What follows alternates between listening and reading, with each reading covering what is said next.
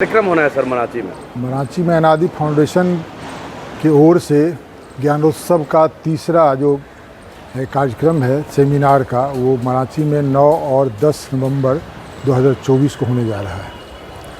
इसमें बिहार पर रिसर्च करने वाले पूरी दुनिया के लोग का एक समूह है, जिसमें से कुछ लोग आकर बिहार पर विभिन्न मुद्दों पर जो उनका रिसर्च है उनकी बात लोगों को बताएंगे।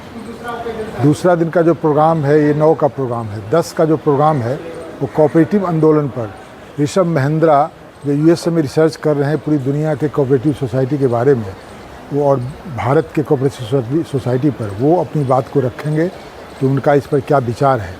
इसके साथ ही महाराष्ट्र से जो एफपीओ चला रहे हैं वो, फिर एक हिमाचल प्रदेश से जो डेयरी के कोऑपरेटिव से जुड़े हुए हैं वे लोग जुटेंगे और वे अपना अनुभव को शेयर करेंगे। इसके साथ बिहार के भी कुछ लोग जो विभिन्न क्षेत्रों में, बेगूसराय में या औरंगाबाद में ये लोग जो काम कर रहे हैं वो अपना अनुभव शेयर करेंगे। वो बताएंगे कि बिहार में कृषि की क्या समस्या है, उसका क्या समाधान हो सकता है। इसके साथ लोकल क्षेत्र के किसान मौजूद रहेंगे, वो भी अपनी बात रखेंगे और इससे फ़ायदा यह होगा कि बिहार पर विभिन्न आयामों पर रिसर्च करने वालों का एक समूह बढ़ेगा। अधिक से अधिक लोग इस पर रिसर्च करेंगे।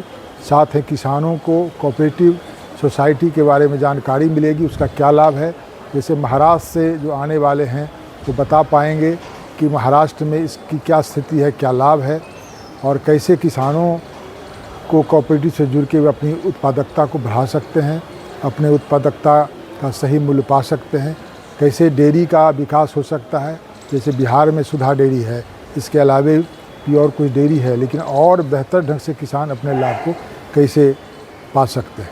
किस संस्था के द्वारा यह मराठी में बैठक हो रही है? ये अनादि संस्था है, अनादि फाउंडेशन। ये दिल्ली की संस्था है, लेकिन इसके जो मुख्य हैं वो हैं प्रदीप कांत चौधरी, जो कि पहले दिल्ली यूनिवर्सिटी में इतिहास के प्राध्यापक थे। उन्होंने अपना रिटायरमेंट के बाद वो इस सामाजिक काम को आगे बढ़ाया है। उन्हीं के नेतृत्व में ये प्रोग्राम होने जा रहा है। ये अनादि फाउंडेशन का उद्देश्य क्या है बिहार में? अनादि फाउंडेशन का उद्देश्य है कि बिहार में, जैसे अभी उनका मधुबनी में चल रहा है कि महिलाओं को वो प्रिंटिंग का, कि कपड़ा पर, सूती कपड़ा पर प्रिंटिंग करके कैसे उनके लाभ को बढ़ाया जाए, उनकी आमदनी को कैसे बढ़ाया जाए। इसके साथ ये जो समूह है, जो ज्ञानोदय है, ये इसमें ज्ञानोत्सव में ये है कि बिहार पर रिसर्च करने वाले दिल्ली यूनिवर्सिटी के लोग, जो प्रोफेसर लोग हैं या रिसर्च स्कॉलर्स हैं, दूसरे भारत के अंदर दूसरी यूनिवर्सिटी में जो रिसर्च कर रहे हैं, इसके अलावा दुनिया में विभिन्न यूनिवर्सिटी में जो रिसर्च कर रहे हैं, उनका एक जमावड़ा है जो अपनी बातों को रखते हैं। साथ ही वो इस पर बढ़ावा देते हैं कि और लोग बिहार की समस्याओं पर ज़्यादा से ज़्यादा लोग रिसर्च करें। ये जो रिसर्च अनुसंधान हो रहा है सर, वो किन किन सेक्टर, किन किन क्षेत्रों में हो रहा है? वो सब अलग अलग सेक्टर में है। जैसे कुछ फिल्मी दुनिया पर भी कर रहे हैं कि बिहार में फिल्म इंडस्ट्री का क्या भविष्य है, उस पर कैसे काम किया जा सकता है। कुछ लोग कर रहे हैं कृषि पर, कर रहे हैं कि कृषि का कैसे विकास हो सकता है। कुछ लोगों का भाषा पर है, मैथिली भाषा पर, मगही भाषा पर। कुछ लोगों का पर्यावरण पर है, जैसे कोसी नदी पर क्यों, अगर कोसी नदी के बाढ़ के कारण बिहार की कैसे क्षति होती है और उसको कैसे रोका जा सकता है। कुछ लोग इन्वायरमेंट पर कर रहे हैं। कुछ लोग गया, जैसे बोध गया जो एक शहर है हमारे बिहार में जहाँ टूरिस्ट लोग आते हैं, उनकी जो उस पर भी रिसर्च कर रहे हैं। कुछ लोग राजनीतिक विषय पर, सामाजिक विषय पर, इसलिए विभिन्न आयामों पर रिसर्च हो रहा है।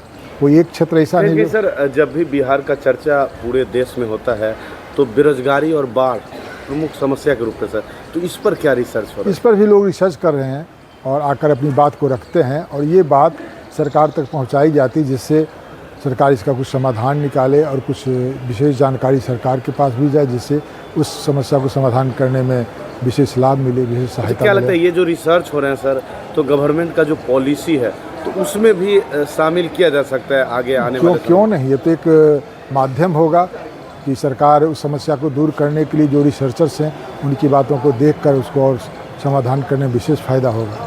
तो मराठी गांव में अमेरिका, फ्रांस से भी लोग पहुंच रहे हैं? जी जी, पहुंच रहे हैं। कब कार्यक्रम है? ये कार्यक्रम 9 और 10 नवंबर को है जी। 9-10 नवंबर 2024 को छठ पर्व के ठीक कल होकर। कहाँ पे कार्यक्रम है? ये रामानुज विद्या मंदिर के प्रांगण में है, उसी परिसर में हो रहा है मराठी में। क्या परिचय हुआ सर? मेरा परिचय, हम विवेकानंद हैं, हम उस स्कूल के डायरेक्टर हैं और इस जो प्रोग्राम है उसमें हम लोग सहयोग दे रहे हैं जिससे कार्यक्रम सफल हो कराची में। अच्छा, कुछ लोग कहना है सर कि आप पहले इनकम टैक्स ऑफिसर थे सर। जी, हम थे। रिटायरमेंट के बाद सामाजिक काम में अपनी सहयोग कर रहे हैं जिससे कि बिहार का विकास हो, हमारी समस्याओं को ज़मीनी धरातल स्तर पर उसको हम लोग दूर करने में मदद करें। और गांव में एक छोटा सा गांव मराची है जहां की इतने बड़े बड़े यूनिवर्सिटी से विदेश से लोग आकर बिहार पर चर्चा करेंगे, तो वहाँ के लोगों को ये देखने का एक अवसर प्राप्त होगा और साथ ही हम लोग इस दिशा में सामाजिक काम को आगे बढ़ाने में मदद मिलेगा इस चीज़ से। Thank you.